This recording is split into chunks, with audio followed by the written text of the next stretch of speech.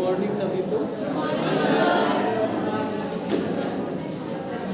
हम लोग कल कर रहे थे डेम्ड हार्मोनिक ऑसिलेटर, कुछ टॉपिक्स बच गए थे, उनको आज हम लोग कंप्लीट करेंगे। जो टॉपिक्स बच गए हैं उनको मैंने यहाँ पे लिखा हुआ है, पावर डिसिपेशन, नेक्स्ट है क्वालिटी फैक्टर, और दो एग्जाम्पल्स डिस्कस करने होंगे। एक एग्जाम्पल है सस्पेंशन टाइप गैल्वेनोमीटर और दूसरा है एलसीआर सर्किट। इतना ही आज हम लोग को करना है। इसके पहले मैं एक बार याद दिला दूँ कि डेम्ड हार्मोनिक ऑसिलेटर की जो डिफरेंशियल इक्वेशन है कोई सबको रट गई होगी, +2k dx/dt plus omega not square x। This is differential equation of damped harmonic oscillator. के याद है आप लोगों को के क्या होता है? ये किसके इक्वल होता है? गामा बाई, और इसकी वैल्यू 1/टाउ के बराबर भी होती है। ये सब आप याद रखें। ये ओमेगा नॉट स्क्वायर, ये c by omega not equal to c by m के बराबर, या c by m equal to omega not square, ऐसा आपने पढ़ा। फिर क्या किया था हम लोगों ने? इसका solution x equal to a into the power alpha t consider किया था। तो उसमें अल्फा की वैल्यू जो निकल के आई थी, कैसे कंसीडर सॉल्यूशन किया हमने? इसका से dx/dt निकाला, d2x/dt स्क्वायर निकाला, यहाँ सब्स्टिट्यूट किया। इसके सब्स्टिट्यूशन के बाद जब आगे सॉल्व करेंगे तो अल्फा की वैल्यू, चूंकि सॉल्यूशन अगर हमने कंसीडर किया है तो इसमें अननोन चीज अल्फा और ए है, ठीक है? तो इसी को हम लोग सॉल्व करते हैं आगे। तो अल्फा की value -a plus minus square root of k square minus omega not square, ठीक है? अब इसमें एक बार प्लस लेंगे तो a1, माइनस लेंगे जैसा कि आपने पहले भी किया था, यहाँ a1 और a2 लिख देते थे, alpha T minus alpha T लिखेंगे, अल्फा का मतलब ये वाली, एक बार प्लस करके और एक बार माइनस करके। फिर 3 केसेस सामने आए थे, मैं रिवाइज करवा रहा हूँ। एक के ग्रेटर देन ओमेगा नॉट, दूसरा के इक्वल टू ओमेगा नॉट, और तीसरा के लेस देन ओमेगा नॉट। ये ओवरडैम्प्ड केस था जिसको आप अपीरियोडिक या नॉन ऑसिलेटरी कहते हैं। दूसरा ये क्रिटिकली डैम्प्ड है या जस्ट अपीरियोडिक है। तीसरा ये अंडरडैम्प्ड केस है, और ये पीरियोडिक है। कैसा है? अगर हम इन दोनों को कंपेयर करें, तीनों ग्राफ एक साथ प्लॉट करें, ये हमने शायद प्लॉट नहीं किया था इसी वजह से, और डिवीजन के पॉइंट ऑफ व्यू से हमने किया था। अब मैं एक ग्राफ प्लॉट करके और समझाना चाहता हूँ कि 3 ग्राफ जो है एक साथ बताना चाहें तो कैसे बनेंगे, ठीक है? इसका जो ग्राफ है ये हमने फर्स्ट का बनाया हुआ है, फर्स्ट का मतलब ये, और ये जो सेकंड वाला है ये सेकंड। कहने का मतलब ये है कि टाइम के साथ जो डिस्प्लेसमेंट है, time displacement curve for first damped harmonic oscillator, that is overdamped case, it will reach to the mean position after a large time. बहुत ज़्यादा टाइम लग रहा है, देखिए टाइम भी ज़्यादा है, जबकि जो क्रिटिकली डैम्ड है वो तुरंत नीचे आ रहा है। अदर साइड में ये भी नहीं जा रहा और ये भी नहीं जा रहा, मीन पोजीशन है ये 0 डिस्प्लेसमेंट। जबकि थर्ड वाला कर्व कैसा बनता है, उसका थर्ड वाला कर्व तो हमने पहले ही बनाया था, वही रहेगा, ये वाला होता है।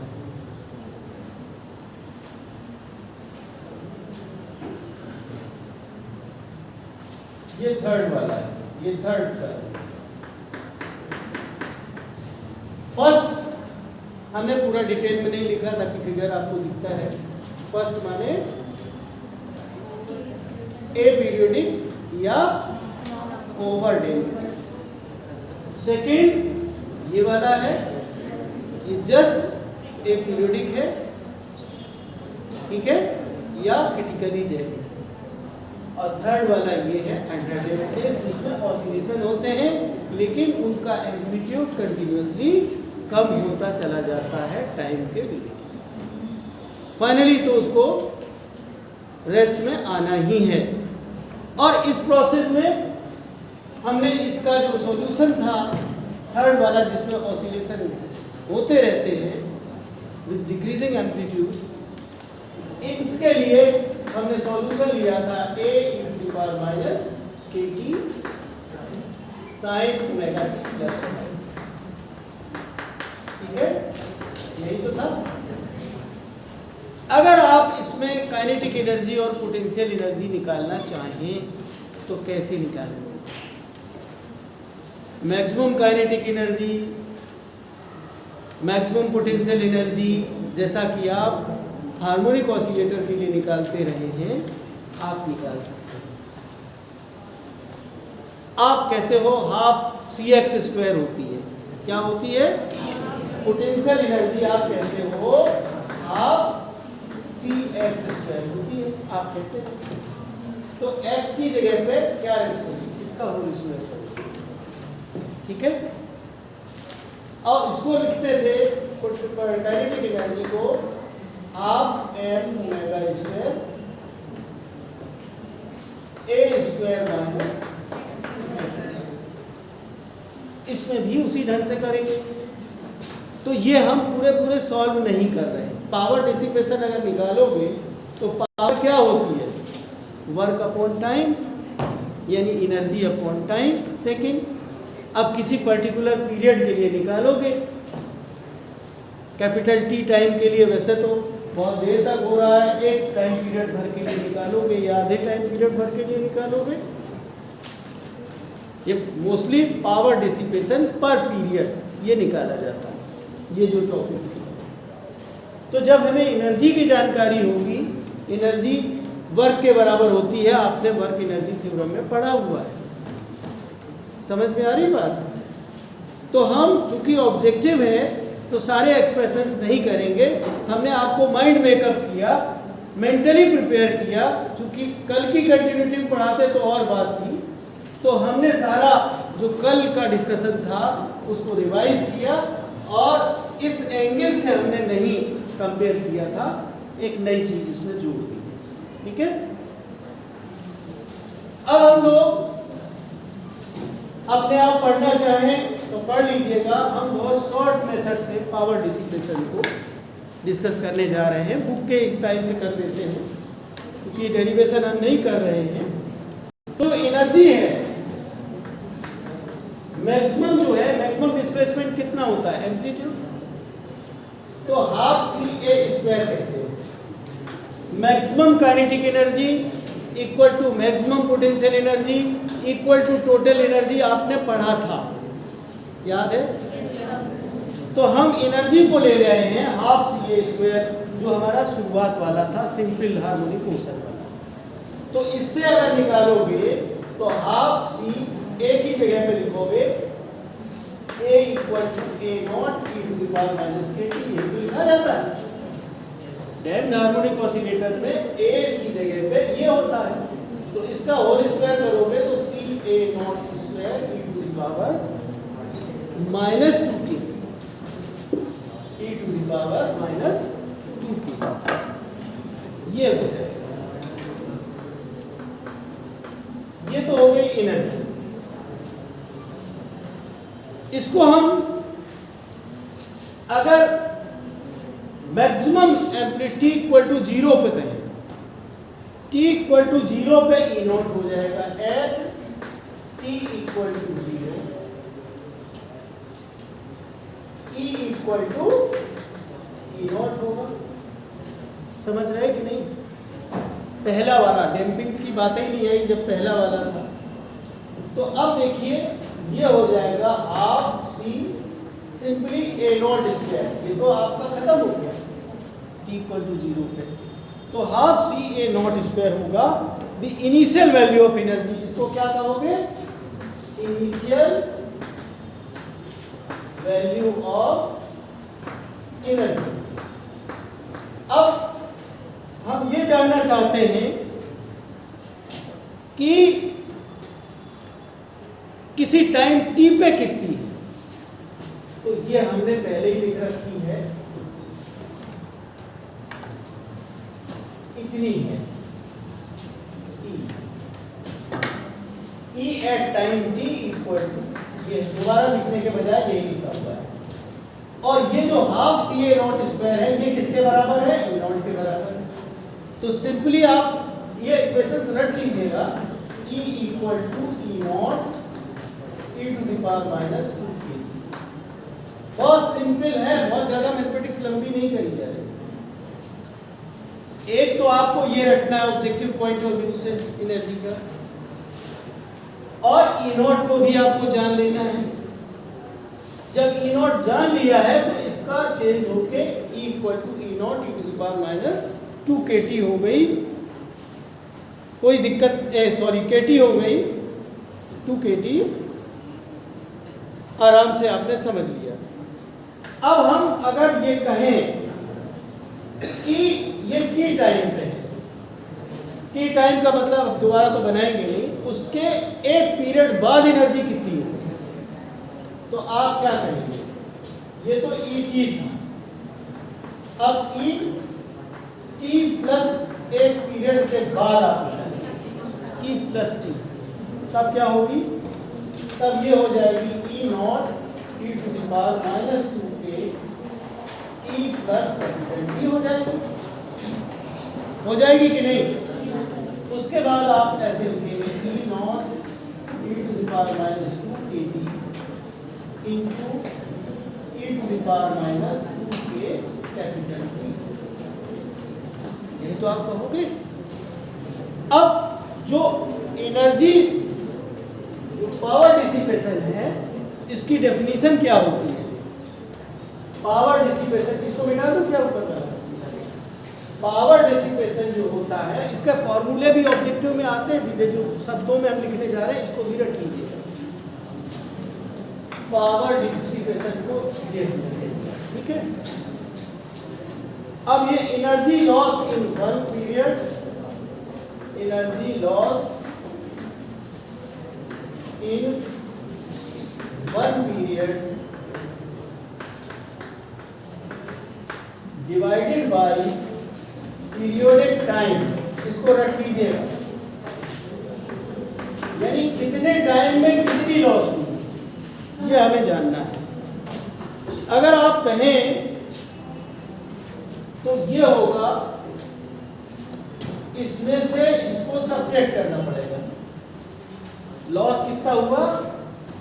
ये ज्यादा थी एनर्जी, उसके बाद एनर्जी कम हो गई, मतलब इसमें से इसको सब्ट्रैक्ट करना पड़ेगा, तो डिवाइडेड बाई टी करना पड़ेगा। इसको जो सॉल्व किया हमने, इसको तो लिख दिया, क्या लिख दिया? क्या लिख दिया? E। और ये तो जो है E थी, इसको हमने E टी डिफ्रेक्शन हटा देते हैं, इसमें सिर्फ T लिख देते हैं। एक किसी टाइम T पे है, ये dt है, तो लंबा लंबा लिखेंगे तो बहुत लंबा चलेगा। तो ये हो जाएगा E minus ET upon T, यही तो होगा। तो ये हो जाएगा e minus e to the power minus 2k ये डिवाइडेड बाय, ठीक है। अगर डैम्पिंग स्मॉल हो, ज़्यादातर हम स्मॉल डैम्पिंग वाले केस में ही ऑसिलेशन कराते हैं। If damping e to the power x को जब एक्सपेंड करते हो तो उसकी सीरीज आप जानते हो, जैसे साइन वाली निकलती है। तो ये जो है ना, ये जो पावर है इसी के इक्वल आ जाएगी, x की जगह -250 है ना। तो अब आप इसको ऐसे लिखोगे, इसको मैं मिटा दे रहा हूँ, नीचे वाला मिटा दूँ जगह बनाने के लिए।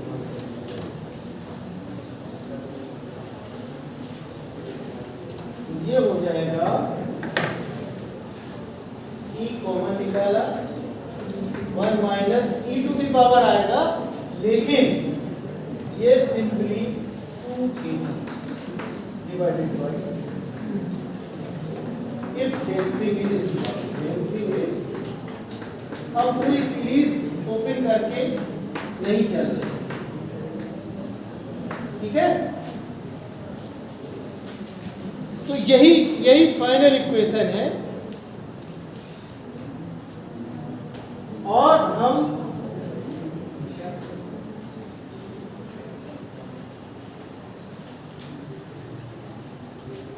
नहीं, थोड़ी गलती हुई लिखने में, e माइनस,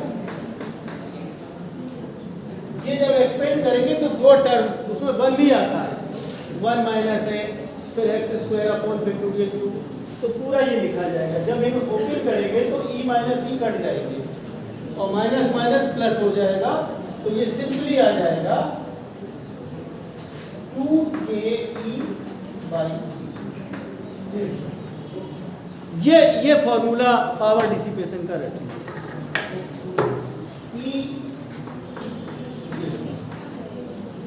अब अगर हम 2k इक्वल टू वो रखें 2k, लेकिन पीरियड की बात अगर हम ना करें तो पर पीरियड लिख देते हैं, पर पीरियड का मतलब है t इक्वल टू हम 1 ले लेते हैं, कितना ले लेते हैं 1, तो हमको ये नहीं लिखना पड़ेगा, जैसे कि length mass per unit length लिख देते हैं ना। तो अब ये 2k की जगह पे हम 1 टाउ लिख सकते हैं, e अपॉन टाउ भी। तो एक फॉर्मूला ये रख करिए, अगर इस रूप में आता है रिलैक्सेशन टाइम के टर्म्स में, तो e अपॉन टाउ रखना कितना आसान है, एक रख लीजिए 2k या e अपॉन टाउ, और 2k equal to 1 upon tau होता है। तो इस तरीके से आप समझ सकते हैं। आई थिंक क्या और इसमें समझाने की ज़रूरत है कि आगे बढ़े क्वालिटी फैक्टर, ठीक है। तो अपने आप भी रिवीजन तो आप करेंगे, और बस इसमें क्या क्या आपको हाईलाइट करके ऑब्जेक्टिव के पॉइंट ऑफ व्यू से चीज़ें नोट करके रखनी हैं, वो हमने बता दी। इसमें प्रॉब्लम्स नहीं आएंगी, इस चैप्टर से प्रॉब्लम नहीं आएंगी, सिर्फ इसकी समरी जो बीच बीच में हमने करी है। जब एडवांस आप सिलेबस पढ़ते हो तो वो उतना जान जाए बच्चा, उतना ही काफ़ी मान के चलते हैं। इसमें और न्यूमेरिकल प्रॉब्लम नहीं आएगी। जो हम इसमें आपको हिंट कर रहे हैं कि क्या क्या चीज़ आप समरी के रूप में नोट करेंगे, बस यही आपके इन्हीं पे क्वेश्चन हो सकते हैं। आप देखेंगे अनसॉल्व पेपर तो आपको यही सब दिखेगा। जब ऑब्जेक्टिव क्वेश्चंस देखेंगे, अगर बीच में आए हैं तो कहीं पावर डिसिपेशन कहा गया, कहीं क्वालिटी फैक्टर कहा गया, मतलब उसी टाइप के जो अभी बीच में बोलते रहे, डिफरेंशियल इक्वेशन, उसका सॉल्यूशन, या अंडर डैम्प्ड केस की जो इक्वेशन है सॉल्यूशन वाली, वो सब इस तरीके से आता है। अब एक चीज़ हम लोगों ने कर दिया, पावर डिसिपेशन, और इसके बाद हम लोग क्वालिटी फैक्टर करने जा रहे हैं। ठीक है, आपने ऑन किया था इसको? ठीक है। अब हम लोग करने जा रहे हैं, क्या कहते हैं, क्वालिटी फैक्टर। इसको डिनोट किया जाता है कैपिटल क्यू से, डिनोट करना भी सीखते हैं। और क्यू की जो डेफिनेशन है, इसको आप रखिए Q equal to omega not tau. माने जो in the absence of damping जो नेचुरल फ्रीक्वेंसी है, एंगुलर फ्रीक्वेंसी है, उसको रिलैक्सेशन टाइम से जो मल्टीप्लाई कर देते हैं वही क्वालिटी फैक्टर। ये ऑब्जेक्टिव में जिसको आता है वो ढूंढ लेगा आंसर, और जो नहीं जिसको आता है उसको नहीं आता। अब इसका दूसरा फॉर्मूला भी हो सकता है, ये आप जान सकते हो कि आप टाउ को 1/2 भी लिख सकते हो, ओमेगा नॉट बाई 2k भी हो सकता है। तो दोनों घुमा फिरा के आप याद करिए। अब इन्होंने कहा कि अगर डैम्पिंग स्मॉल है, if damping is small, damping is very small, then Q equal to omega tau भी होता है। भाई omega equal to omega not हो जाएगा। जब के बहुत कम है तो ओमेगा नॉट स्क्वायर के सामने के स्क्वायर नेग्लेक्ट हो जाएगा। तो ओमेगा नॉट टाउ के रूप में भी लर्न करना है, ओमेगा टाउ के रूप में, लेकिन ध्यान रहे कि जब डैम्पिंग निग्लेजिबल हो। स्मॉल का मतलब निग्लेजिबल।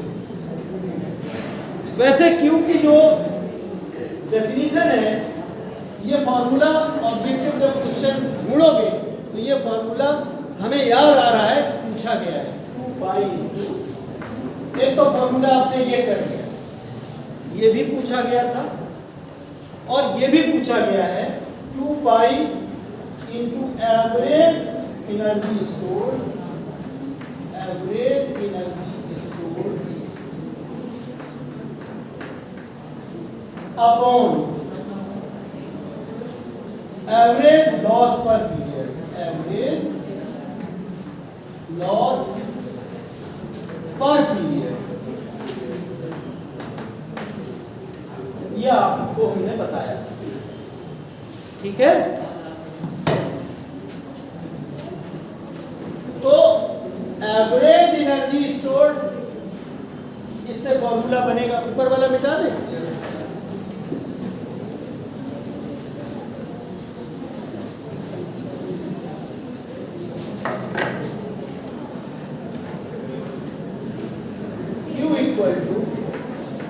आपने पहले लिखा ओमेगा टाउ,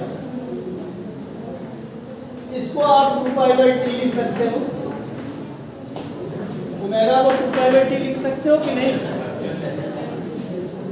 और इसको आप लिख सकते हो, अभी हम लोगों ने इसके पहले पढ़ा था P average E upon tau. तो E इक्वल टू क्या हो सकता है, P एवरेज इनटू, या आप P एवरेज अपॉन के भी लिख सकते हो। तो यहां पे अगर हम ये लिख दें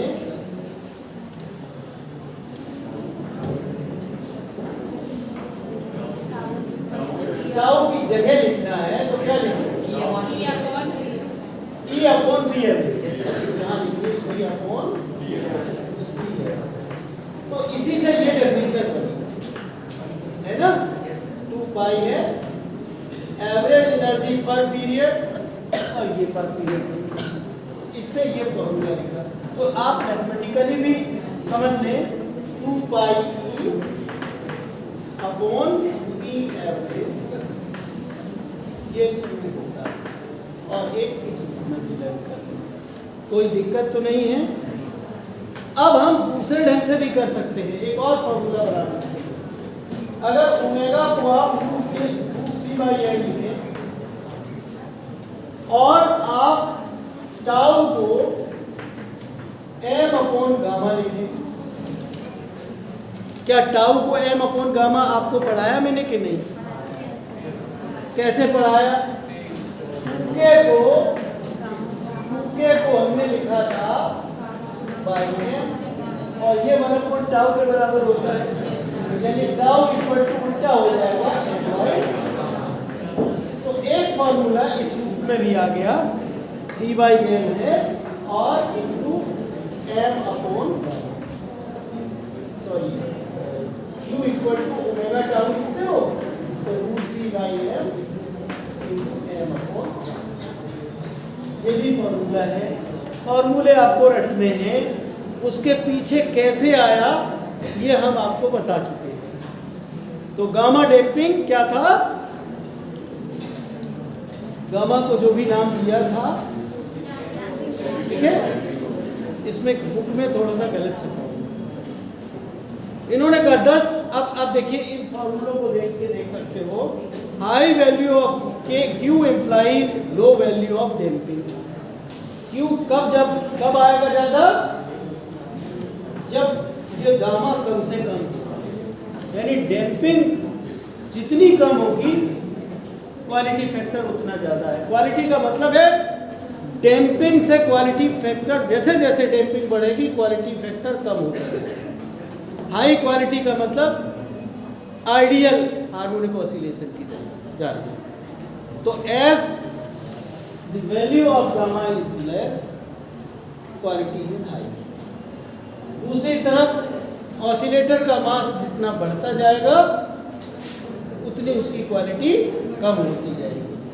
अब इस तरीके से m को आपका ये नहीं कम नहीं उल्टा है, ये c बाई एम भी लिखा हुआ है, c बाई एम था क्या,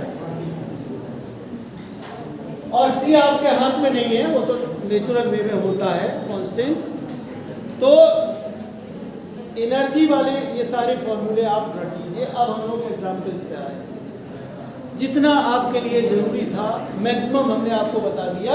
इसके बियॉन्ड ऑब्जेक्टिव में कोई क्वेश्चन नहीं आएंगे तो इन्हीं फॉर्मूले बेस्ड पे आप सिर्फ फॉर्मूला ही चेक करवाएंगे कि बच्चे को फॉर्मूला सही रूप से आता है या नहीं आता है। क्वालिटी फैक्टर की बेसिक डेफिनेशन आप जान लीजिए, पावर डिसिपेशन को आप जान लीजिए, एनर्जी की प्रॉब्लम्स पीछे हमने छोड़ दी हैं, जरूरी नहीं थी। अगर आपका इंटरेस्ट है और कुछ पढ़ने में तो आप सेल्फ स्टडी कर लीजिए, या फिर जब मेरा कोर्स खत्म हो जाएगा तो मैं रिवाइज करवाऊंगा, ठीक है। अभी जो आपके लिए बेस्ट पॉसिबल हो सकता है वो मैं आपके सामने प्रेजेंट करता हूँ, ठीक है।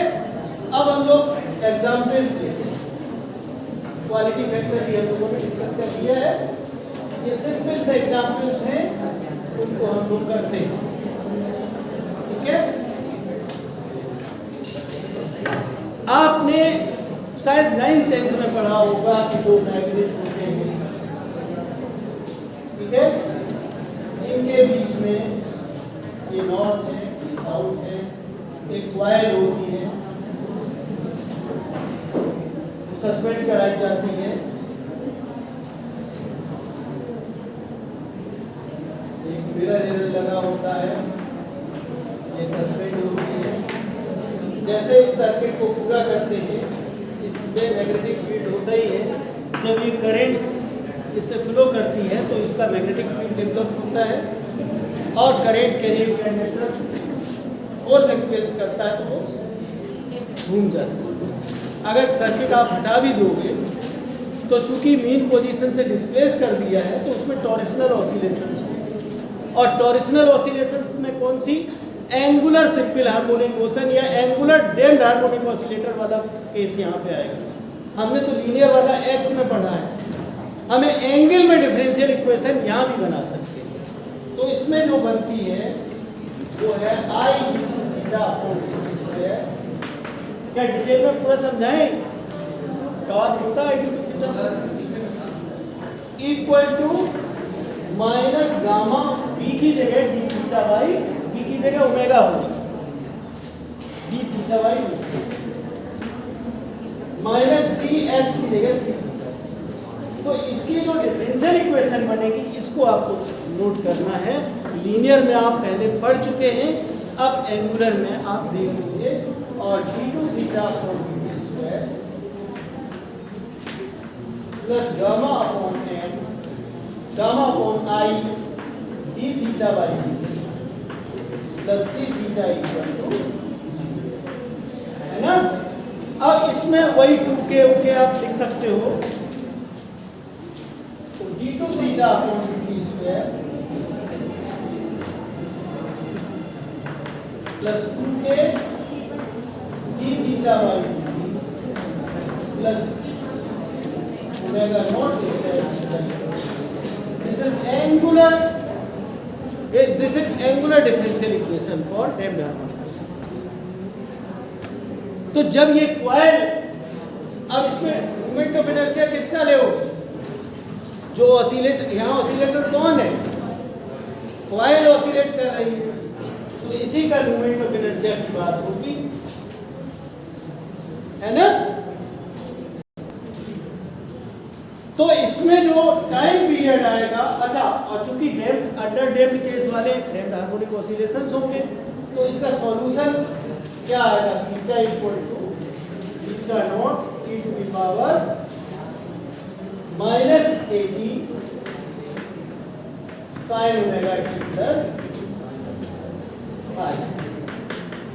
ये इक्वेशन आप देख सकते हो इस एग्जाम्पल के पॉइंट ऑफ व्यू से। दूसरा, टाइम पीरियड का फॉर्मूला जान सकते हो, 2 पाई अपॉन ओमेगा होगा, ये हो जाएगा 2 pi under root omega not square minus k square.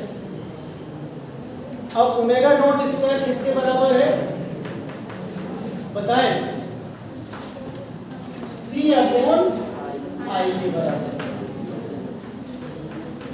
और के स्क्वायर की जगह पे ये होगा जाके गामा अपॉन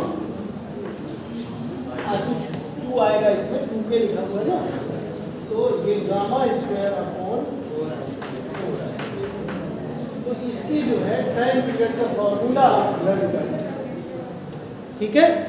अब इसमें जो लॉगरिथमिक डिक्रीमेंट लिखा हुआ है वो अपने आप कर लीजिएगा, क्योंकि टाइम के हिसाब से हमें दूसरा भी एग्जाम्पल बताना है, क्योंकि आगे हम इसको कंटिन्यू नहीं करना चाहते, तो नेक्स्ट में सीधे पोस्ट हार्मोनिक ऑसिलेटर आप कर लोगे अपने आप। हमने डिटेल में ऑलरेडी समझा दिया है डैम्प्ड हार्मोनिक ऑसिलेटर को अंडर डैम्प्ड केस में, बिल्कुल जैसे लीनियर है वैसे ही एंगुलर, ठीक है। इसको आपने जो पढ़ा था और इसको हमने इस तरह से समझा दिया। अब हम जो नेक्स्ट वाला है ये एलसीआर सर्किट, इसको बताते हैं। दूसरा एग्जाम्पल,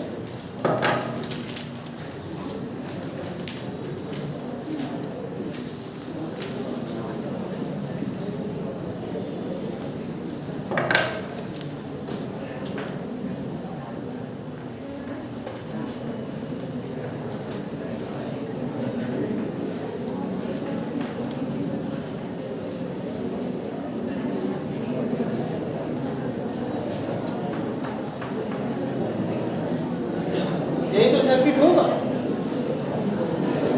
मैं आपको एक चीज बताना चाहता हूं, अगर आप रेजिस्टेंस नहीं भी डालते हो तब भी रेजिस्टेंस होता है वायर्स का, जीरो रेजिस्टेंस सिर्फ सुपर कंडक्टर का। जो हमने पहले बनाया था उसमें एलसी सर्किट बनाया था, वास्तव में वो सुपर कंडक्टर का बनाओगे तभी संभव है, नहीं होगा तो अपने आप सर्किट के जो वायर्स हैं उनकी वजह से हो जाता है, ठीक है।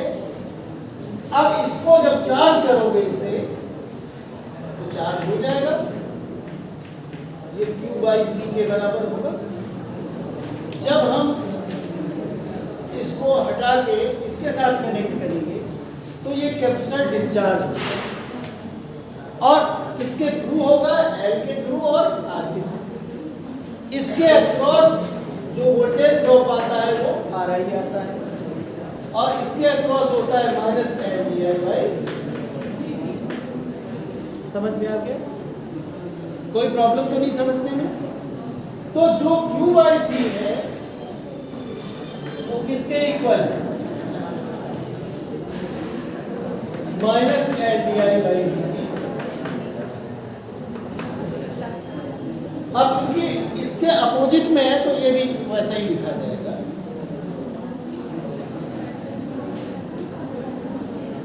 ये आ रहा है, ठीक है।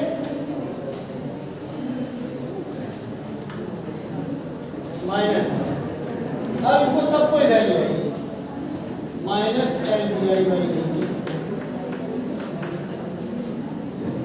प्लस आ रहा है plus U by C equal to 0। हो गया।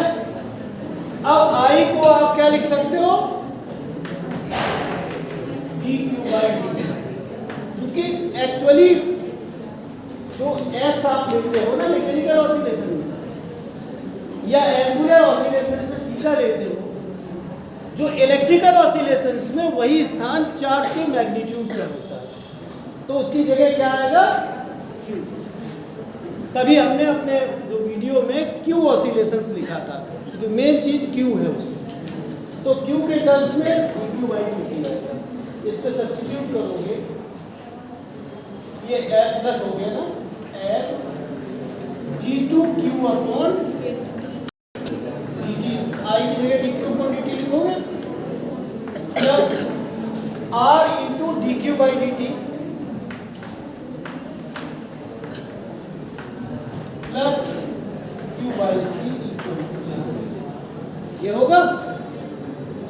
अब देखिए इसमें और D two Q upon D T square plus R by L D Q by D T plus Q by L C equal to 0।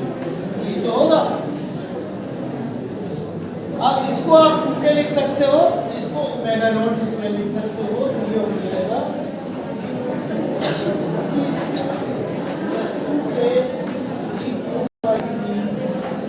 Plus omega not square.